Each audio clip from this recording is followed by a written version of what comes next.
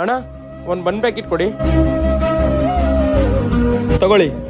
ಅಣ್ಣ ಹಂಗೆ ಒಂದು ಮಿರಿಂಡಾ ಬಾಟಲ್ ಕೊಡಿ.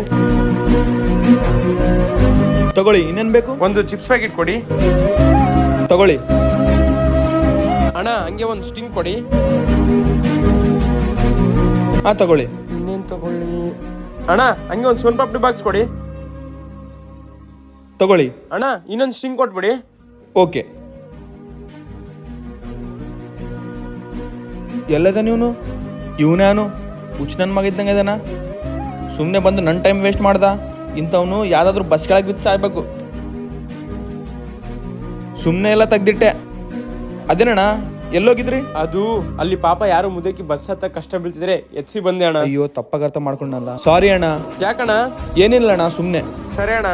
ಒಬ್ಬರ ಬಗ್ಗೆ ಪೂರ್ತಿಯಾಗಿ ತಿಳ್ಕೊಳ್ದೇನೆ ಅವ್ರ ಬಗ್ಗೆ ತಪ್ಪಾಗಿ ತಿಳ್ಕೊಳ್ಳೋದು ನಮ್ಮ ತಪ್ಪು. ನಿಜ ಅನ್ಸಿದ್ರೆ ಕಮೆಂಟ್ ಮಾಡಿ.